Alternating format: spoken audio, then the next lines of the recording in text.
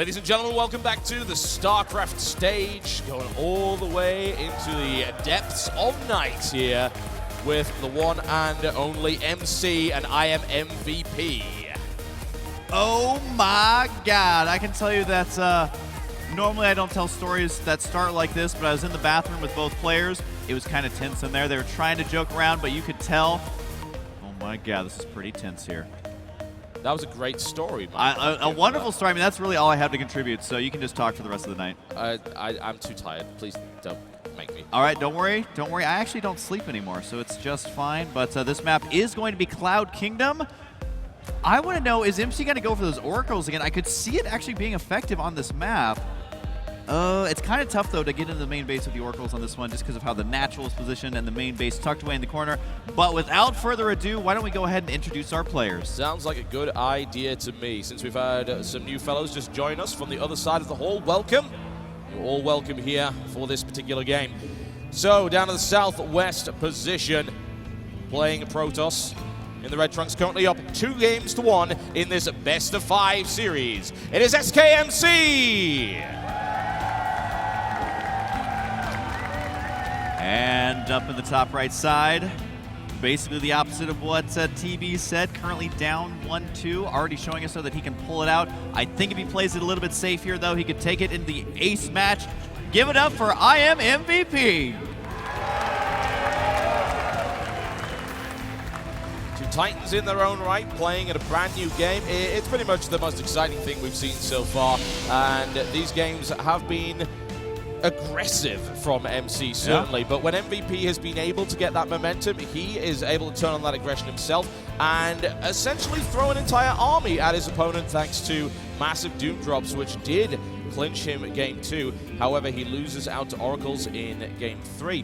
So, the question is, do we see Stargate again from MC for the 4th map in a row? And if we do, what variant?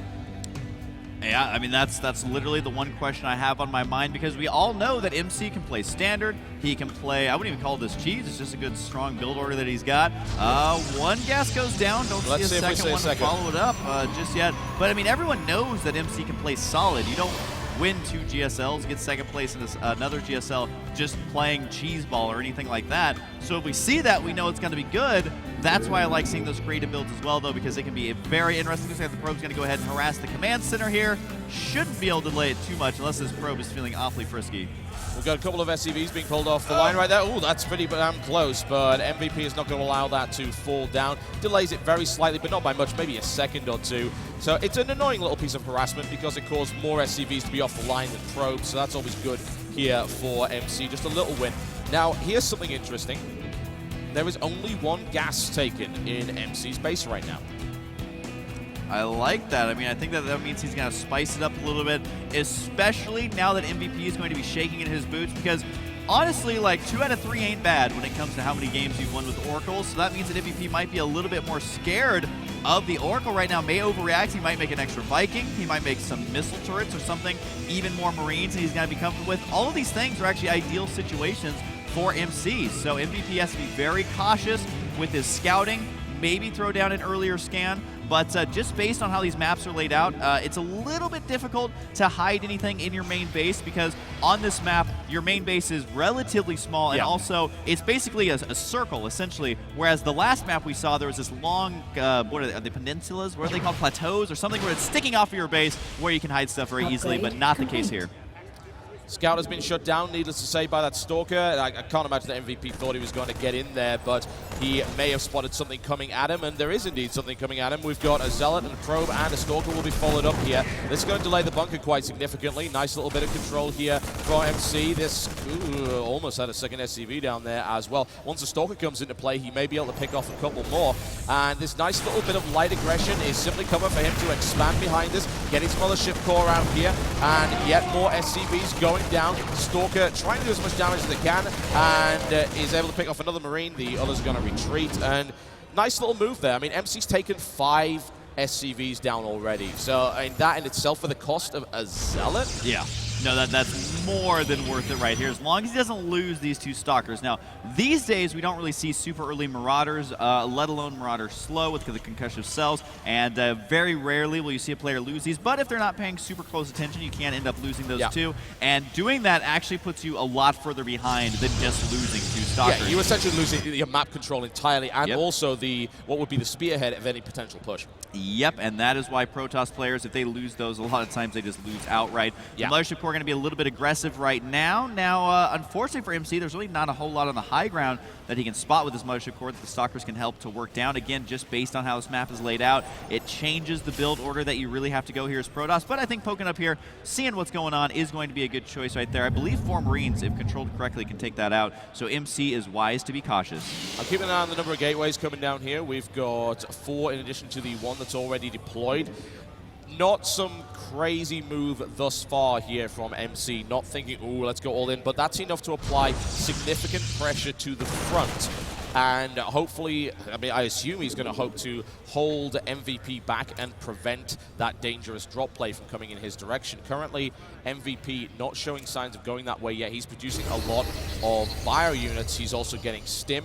He's not taking up to Starport as of yet, and he's once again going to be the defensive player. I don't know here, TB. I mean, so many gateways, and we see a factory on the way, another gas, and only 3 barracks with 1 tech lab. I mean, that's not going to be a whole lot of stuff here. He's only got the 1 bunker. I mean, does MVP know what's about to hit him here? He hasn't been able to scout all that much. Of course, he does see the 2 Stalkers. He just now is throwing down another bunker. I will say, if MC hits his stride here, hits his force fields, and hits his timing, this could spell disaster. It could. I mean, this is going to hit before stim, significantly before stim, in fact. He may wait for another round of units, and then he'll just go for it. And with only a single bunker, this is going to be very hard to defend. He's bringing down a second one right here. This has now been spotted. MVP's got a read on it. He's going to get this bunker up and immediately try and populate it, but the force fields are deployed to prevent that from happening. The repairs are not going to happen either. That bunker's going to down almost immediately here as MC have what he needs to actually break through this. This bunker, however, has now been fully populated. MVP looking to hold on to this, losing a lot of SCVs, but holds this area for now. MVP doing a stellar job there. Overall resources lost is favoring MVP here. You want to know what I can't believe? He only lost 1 SCV in that engagement. That is astonishing. That is very well played by MVP, and honestly, that could have gone so poorly for him. His control there, his ability to get that bunker up at the very last second. MC's force fields were nice, but they weren't nice enough. There's only 1 bunker here now. The force fields can easily burn this down by preventing those repairs. Coming, though. Very 10 seconds close. before stim pack becomes available. That's going to change the entire face of this battle. If he runs right into that, a good stim could obliterate this army. Here it is. He has it now. Does MVP realize the upgrade's done? He could stim right now. This would actually be perfect. He might not even need to here, TV. His units just aren't dying. These are well positioned, man. They really, really are. The Zealots are having trouble really getting to grips with the main army. But MC may just have enough. A force field on the ramp. It's not complete. MVP is able to continue his fire. Another wave is coming in right there. And GG! There it is. Wow. MC just did that. Just right when Stim battered finished. him down. Didn't even matter. There's MC right there. I cannot believe how aggressive he was. Give him a cheer, guys. He more than deserves that victory. I am blown away by how aggressive MC was. MVP knows it. That was insane. I mean, you look at that many gates and you think on that many bases, oh, this kind of, it's pressure, right? It's not a huge attack design to kill him. Apparently it was. Wow, I am just blown away. I'm almost speechless at how aggressive he was throughout that entire series. He was never like, oh, I dropped a game. He was never the defender, really. Yeah. Never. Oh my God, that was an absolute insane series here with the aggression. MC showing us that, you know what, I'm not going to keel over in 10 minutes like so many Protoss have in this tournament. So many drops ending up PBO.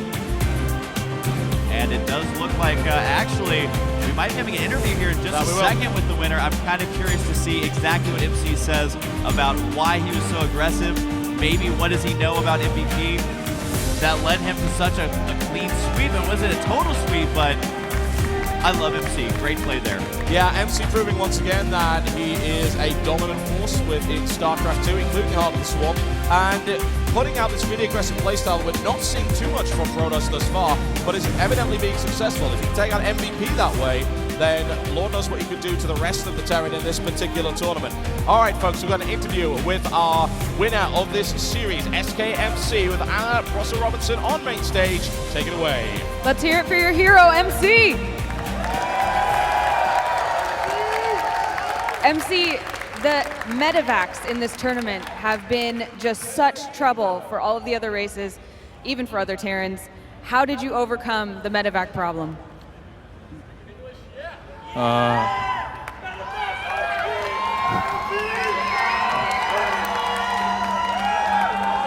I think medevac is very good, but Protoss have mothership core, so it's okay.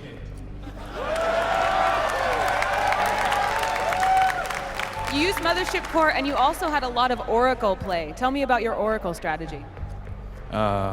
If enemy don't know Oracle, you can easy win, but and Protoss need very good micro because Oracle is very low HP and good attack damage, simulator Benzi. So you need good micro and don't know enemy.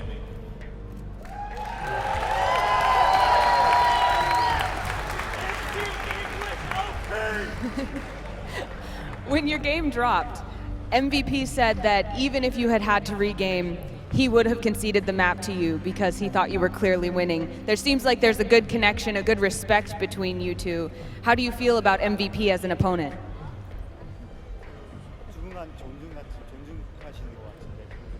예? 두분 MVP 선수하고 같이 존중하시고 드랍했을 때. Yeah, MVP is my teammate, LGIM and SK now partnership. So he and me teammate, and he is world of best Terran and me world of best Protoss. So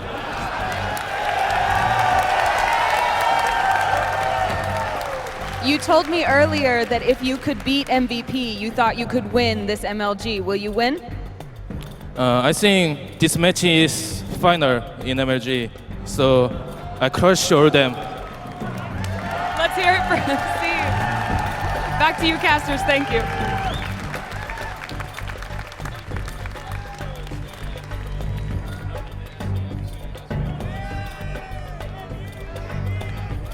Absolutely, man. Watching MC. Oh, I love his interviews. He's always the charmer. And his English is actually getting pretty darn good. Before, I used to not be able to understand him at all. Now he's great, so I hope that he keeps on winning so we can see more and more interviews from him. But any final words on that amazing series?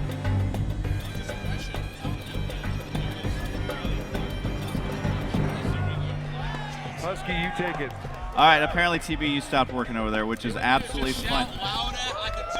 There we go. You can just yell into my microphone right there. But of course, guys, I believe there's actually more StarCraft 2, which I know a lot of people are going to bed, but they're pansies because, again, it's never too late for esports. So, guys, don't go anywhere. That was one of the highlights of the night, but we're going to see some more amazing StarCraft 2 coming right up. And, of course, you want to make sure to tune in tomorrow. I'd say mark it on your calendars, but if you can't remember tomorrow, then really there's no hope for you at this point. So we're going to go ahead and take a quick break. When we come back, is it still me and you? Are we still casting? I don't know. I sure hope so, though, because I love you, John. So we'll be back right after this.